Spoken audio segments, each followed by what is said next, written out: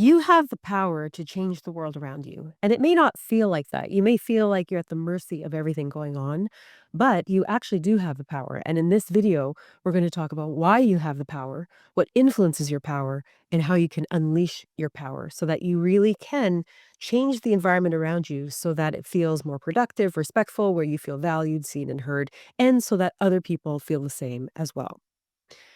My name is Dr. Nina Ahuja. I'm on a mission to increase the respect that we feel in our environment so we all feel valued, heard, respected, and appreciated, so that the environments that we're working in and the work that we're doing in our personal and professional lives connects with us in a way that it really resonates and makes us feel empowered and making something really great in what we're trying to accomplish in our own lives. So, when I say that you have the power to change the world around you, what do I mean by that? I want you to think about a little pebble and a pebble dropping into water. Say it's a lake. Depending on how that pebble lands, it's going to create a ripple effect. If there are boats on the water, you may have some that kind of rock a little bit and then regain their stability, whereas others, depending on what that ripple is like and how well the boat is able to handle the ripple, it could actually capsize.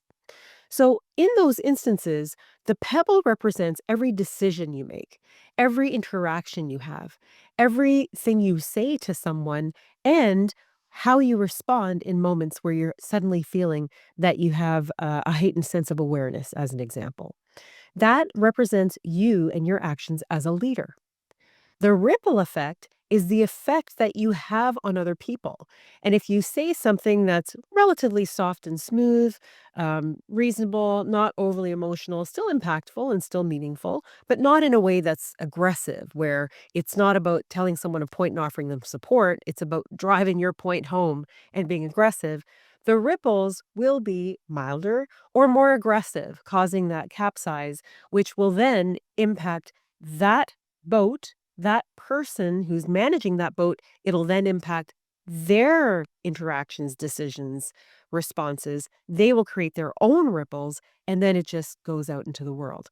And so, by you being able to have very good control and awareness and a grounded presence in the decisions you make, the actions you take, the interactions you have, in each and every pebble that you drop into the water, you create a ripple effect that interacts with other boats or pebbles in that person's world, who in turn creates a ripple effect. So the more positive ripple effects you create, the more that gets transmitted in terms of its energy onto someone else, who then in turn in their world does the same thing.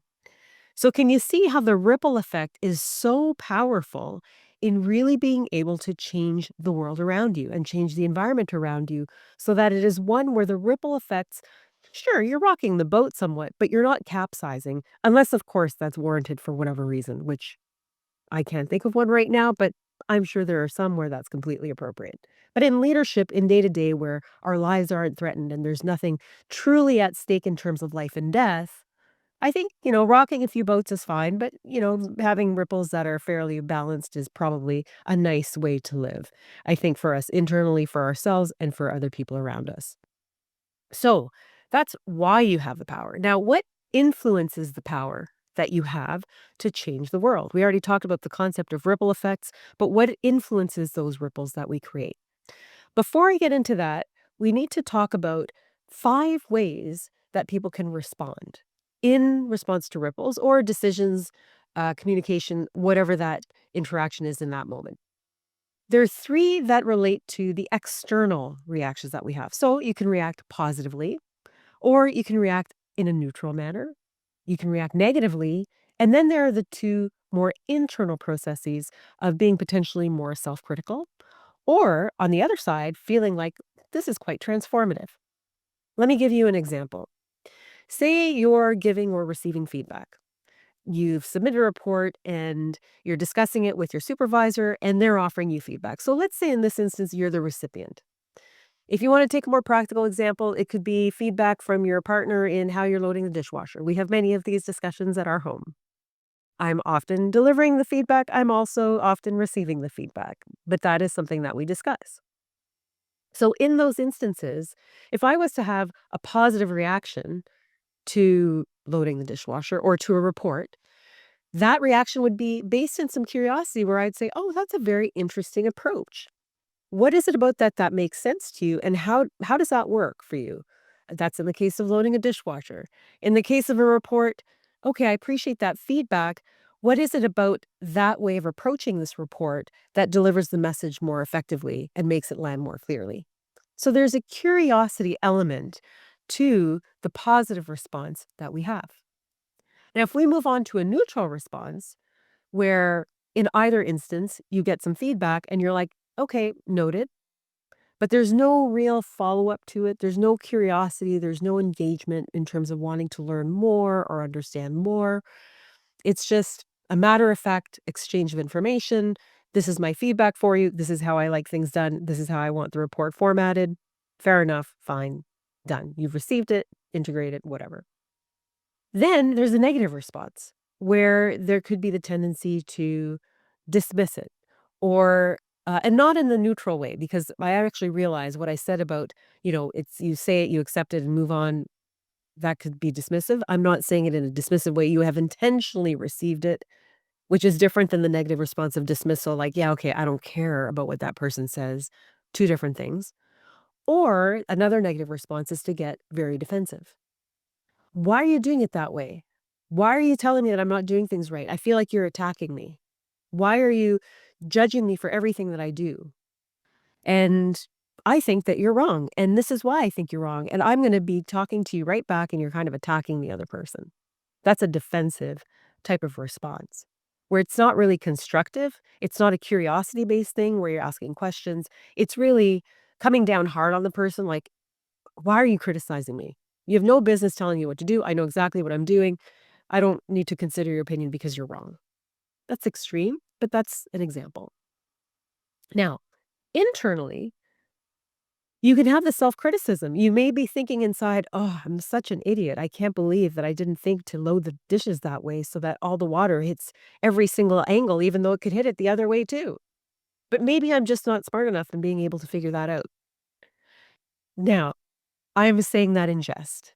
Obviously, that's a very minor example. It doesn't matter, and it never gets to that extreme at home. But it's the point of saying that you could be starting to doubt yourself, like, "Do I know how to load a dishwasher properly?" Or in the case of a report, which is much more significant and probably much more relevant when we're talking about leadership, maybe I don't know my stuff well enough. Maybe I don't know how to communicate what I'm trying to communicate well enough. And so I'm not good enough to write this report, or I'm not qualified enough to write this report. Those little echoes of that imposter syndrome. Are you good enough? Should you be here? Should you be doing that? We've all experienced that. So that's one internal response that we can feel. On the other side of it, there can be a sense of transformation where, "Oh my gosh, I didn't even think to do things that way. That is a fantastic idea. I think this format of the report is so clear." And the fact that you're presenting the information in whatever way, like say it's with bullet points or, having an executive summary or whatever that is, that's a really good idea. And I think I'm actually going to incorporate that because I realize when I submit reports, it's not always landing the same way, so this actually is really good advice, and maybe it'll help my message land better. And then, coupled with, as a positive response, some questions, curiosity. "Oh, why does this work? Why does that, resonate more with people?" Those are the 5 different types of reactions that people can have. Some that are internal, very silent and self-talk related, and others that are external in how we're interacting with other people. So, in addition to the pebble, the decision, the interaction, um, the action that we take, the response is also part of that. That in itself is its own pebble. Now, the question then gets to be, okay, so we know we have the power.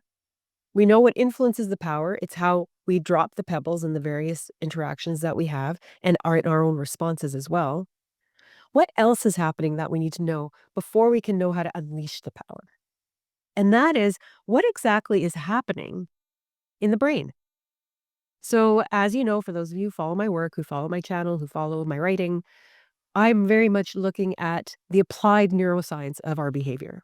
So, what can we use about what we know about brain function to understand our responses and understand how we make decisions, how we lead ourselves and how we lead others, so that we can have impacts that are positive and create these environments where people can count on feeling respected, no matter what my mood may be, or no matter what the environment may be, or whatever uncontrollable factors may be going around, that there is so much regulation and so much balance that as a leader, I'm able to regulate myself in a way that brings me to you as leading you or mentoring you in a way that is balanced and calm so that you can receive the message that I'm trying to relay to you. So, what happens then in these circumstances where we're suddenly feeling like we have to slam that pebble into the water? I am very heightened by this. I am going into a negative response. I am going into a reactive mode that is looking at judgment where I'm feeling inadequate and I'm just not feeling grounded. And I'm not going to be responding in a positive way or even a neutral way, but I'm going to go negative. I'm going to go hard and I'm not going to be going into transformation. What's happening in that? Why does that happen to us? What's fascinating is that so much of our behavior is driven by what I call emotional milestones. Emotional milestones are those events that happen along the course of our lifetime that have really made an imprint in our psyche, in our experience, in our emotional memory. So, as an example, when I was young, I remember this is going way back. I was in kindergarten and it was my turn to use the tricycle. And a boy came and he pushed me aside and took the tricycle, even though I'd waited patiently 3 people before me to use the tricycle. Well, I was hurt. I was devastated. I thought, oh my gosh, I waited my turn. People aren't fair. Why did he do this to me? He's so mean. I can't believe he did that to me. And in that same moment, my teacher came to me and she consoled me. She said, "Nina, I'm going to get that tricycle for you. You waited very patiently." She went to the boy, brought the tricycle back, made the boy apologize. I took my turn, and then he had his turn after me. So that was a key moment to me. And there have been other key moments in my life as well, personally and professionally. I struggled in medical school after having an amazing academic career, doing very, very well. And then at the same time, personally, I've had health issues. There have been personal impacts in my relationships with different interactions that I've had. I've been divorced once. I've remarried with somebody who's amazing, but there have been these ups and downs and lessons along the way that have gotten me to the point of where I am. Each one of those, particularly those that had an emotionally impactful experience, imprinted in my brain. And like a wound with a scab, when those get triggered, it's like the scab gets lifted, the wound is fresh unless you've worked through it, and we automatically react. So let me come back to what's happening in the brain. When we have these activities or experiences in our lives, these emotional imprints become part of our midbrain. So again, if we look back at the simplified structures or sections of the brain, because neuroanatomy is extremely complicated, so don't mark me on accuracy here. We're going conceptually to help you understand what's happening. There are 3 main sections of the brain, and I talk about this in my video on the 3 R's and emotionally regulating your emotions. So if you're interested in that, you can check out that video. You've got your lower brain, which is responsible for survival and making sure that your heart's beating and you're breathing and all the survival things that our body needs to do. Then you've got the midbrain, which is that what processes the emotions. It's sort of your emotional brain, if you want to call it. And then that also has a connection to memory.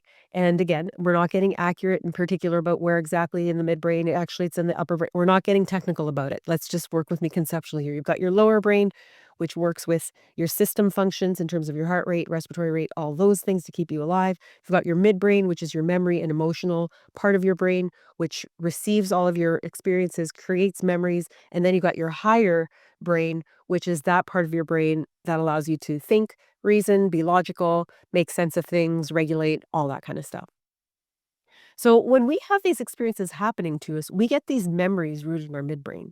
And we are naturally wired to go from midbrain, hyper alert alarm center through to, okay, we need to respond in the lower brain to survive this moment. We need to go into fight or flight to be instinctive in our response because there's some perceived threat here. And so we need to be reactive. Now, if we're in the forest, we're being chased by a predator, that's a physical response. We get, lift it into movement and let's run if that's the right thing to do for that predator. But that is the instinct. Emotionally, it becomes an emotional expression. And so for some people, that's yelling. For other people, that's becoming physically moving physically or whatever that looks like. There is a reactive response to an emotion that goes from the midbrain, memory gets triggered, scab is lifted off, and boom, you're into survival. So, unless we actually work through those emotional milestones and really look at them and become friends with those experiences, for lack of a better word, we're always going to go through that root of wiring that we're innately programmed to by evolution. There's a threat, we're feeling threatened, whether it's our ego, whether it's some true challenge of a physical nature, or whether it's just an idea that, we're suddenly feeling critical of ourselves and we're feeling insecure and unsafe in that moment and psychologically unsafe. We're going to go to our survival center.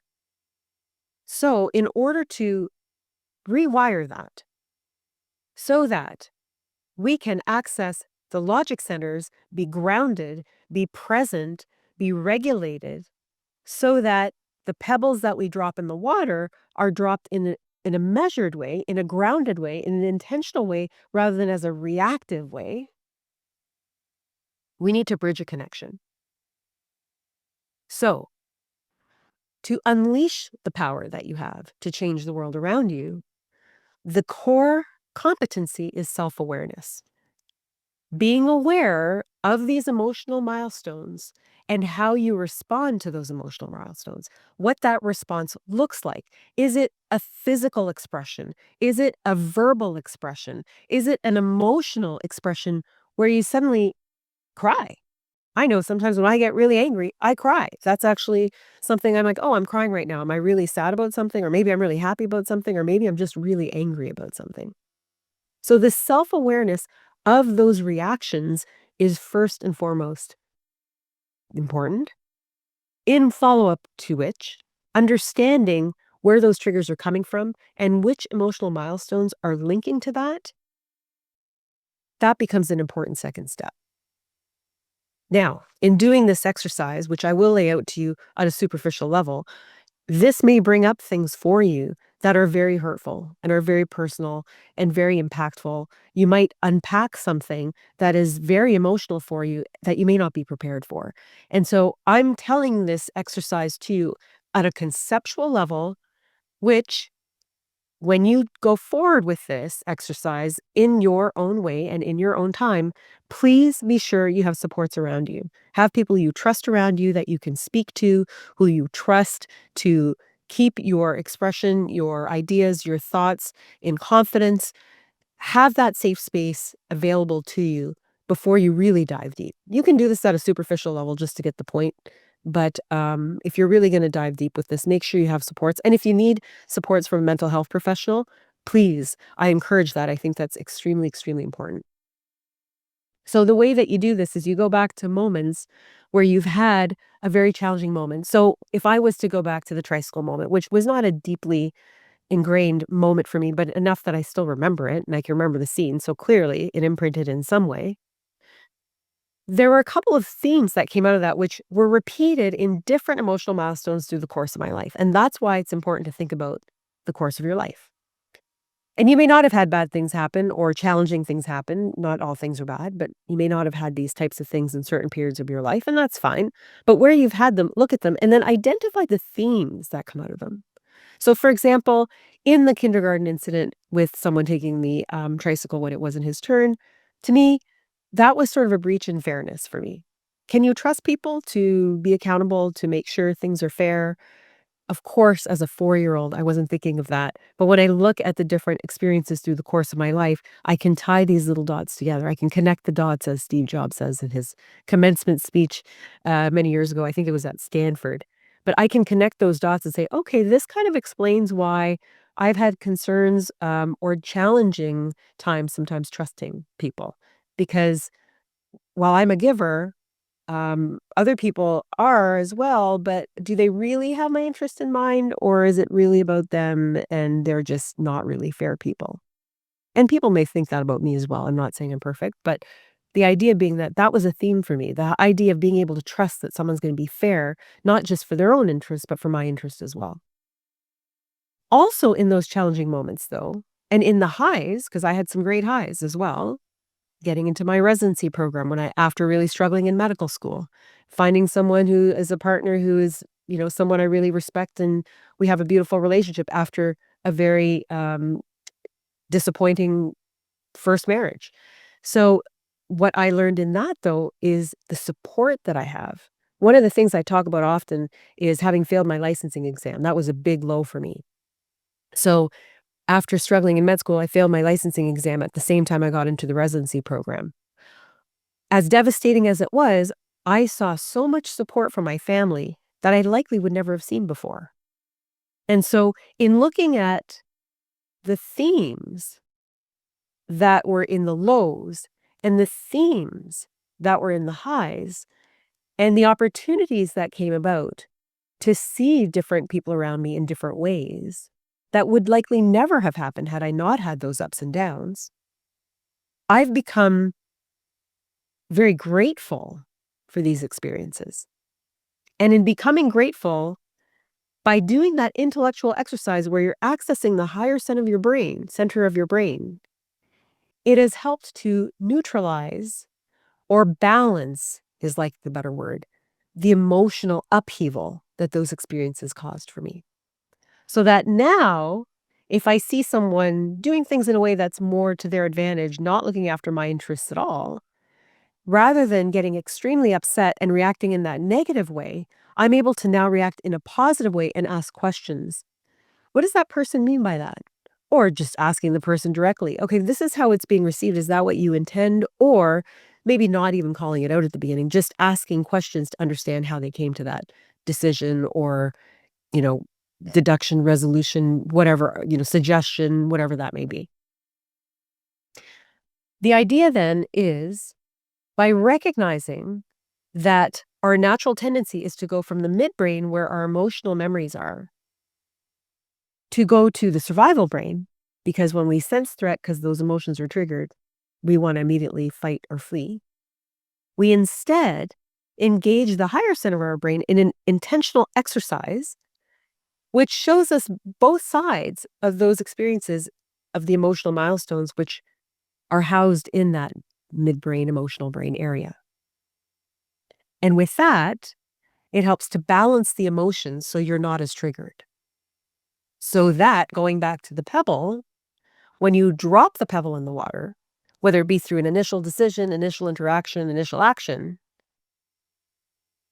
that or in response to a ripple that you may be feeling by someone else's pebble dropping into the water, you're able to respond in a much more balanced way and create your own ripples that impact the others around you. And that's how, again, you have the power to change the world around you. So, to summarize all of that, you have the power to change the world around you by the ripples you create through each and every action, decision, and interaction you have in your life. You also have the power in being able to control the pebbles you create or the pebbles you drop in response to other people's ripples that are coming your way. So you have the power.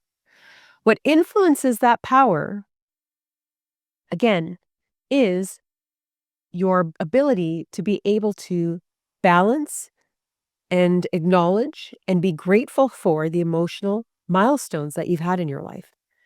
So that the key to being able to unlock your power and unleash your power is to have self-awareness.